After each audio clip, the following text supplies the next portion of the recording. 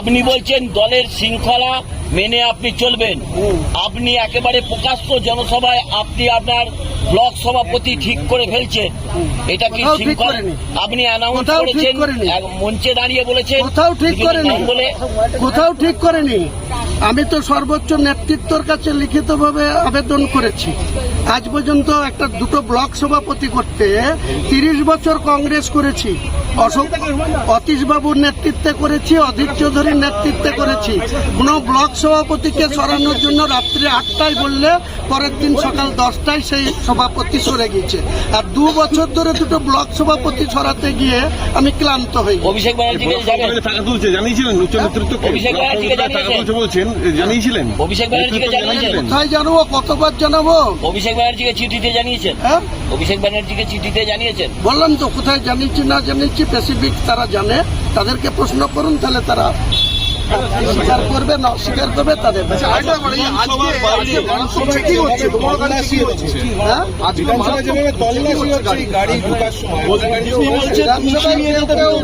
চক্রান্ত করতে পারে, গাড়িতে কিছু নিয়ে এসে তুলসী গাছ নিয়ে যাতে না ঢুকতে পারে।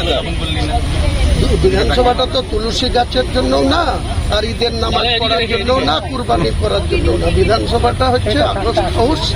এখানে সংবিধান মেনে স্পিকারের আন্ডারে এখানে আমাদেরকে সবাইকেই স্পিকারকে সম্মান দিয়ে চলছে। দলনেত্রী কি বলছেন, সেনাপতি কি বলছেন, 2026-এর নির্বাচনের রেজাল্টের দিনে বিকেল 4টের সময় এই জবাব দেবেন। কে বলেছে আপনাকে? আমি কোথাও মানছি না বলেছি। দলনেত্রী তেনার মতো বলেছে, অভিষেক বন্দ্যোপাধ্যায় তেনার মতো বলেছে, আমি আমার মতো বলেছি। আমার গ্রাসরুট থেকে আমি যেখানে বসবাস করি, যে জেলায় বসবাস করি, সেই জেলায় আমাদের 20টা সিট আছে।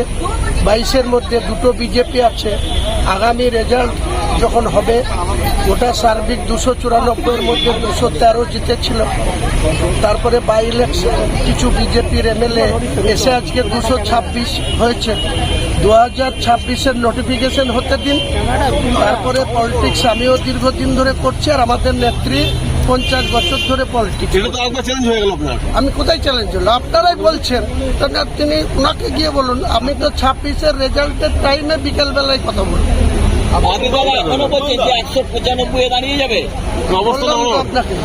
আমি আপনার এই স্পেসিফিক প্রশ্নের কোনো উত্তর দেব না। আমি কেন বলেছি সেটা যে 195 থেকে 98 হবে, এই প্রশ্নটা ঠিক, এই বক্তব্যটা ঠিক না? আমাদের নেত্রী যেটা 200, কেউ বলছে 250, আমি শুনেছি একজন বলেছেন, মন্ত্রী তিনি রাজ্যে, তিনি বলেছেন 250। 2026-এর ইলেকশন কমিশনের নোটিফিকেশন এবং কাউন্টিং এর শেষে 4টের সময় এই প্রশ্নের উত্তর আপনাদেরকে।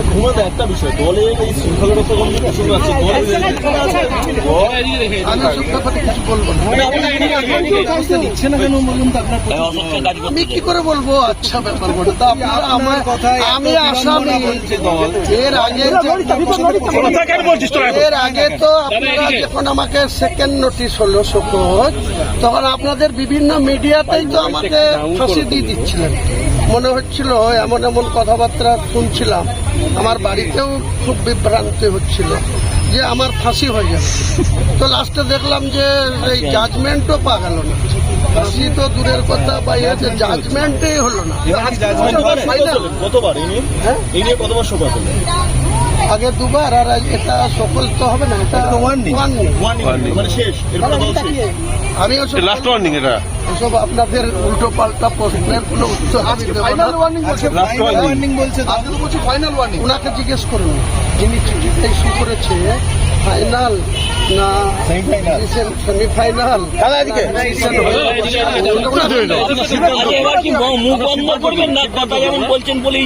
আমি রাজ্য নেতৃত্বের প্রতি পূর্ণ আস্থা রেখেই বলছি, আমার জেলার রাজনীতি যেভাবে চলছে, যেভাবে নেতৃত্ব সিলেকশন হচ্ছে, যেভাবে নেতৃত্বরা কথা দিয়ে কথা না রাখে, 2 বছর ধরে 2023-এর পঞ্চায়েত নির্বাচনের আগে থেকে সর্বোচ্চ নেতৃত্বকে জানানোর পর 2024-এর লোকসভা ভোটের সময়েও সর্বোচ্চ নেতৃত্বকে জানানোর পর এখনো দুটো ব্লক সভাপতি, যেখানে আমার বিধানসভায় আমাকে অন্য জায়গায় নেত্রী পাঠিয়েছিল, সেই সাব ডিভিশনের 4টে সিটের মধ্যে সব থেকে বেশি মার্জিনে মানুষের রায়ে আমি নির্বাচিত হয়েছি।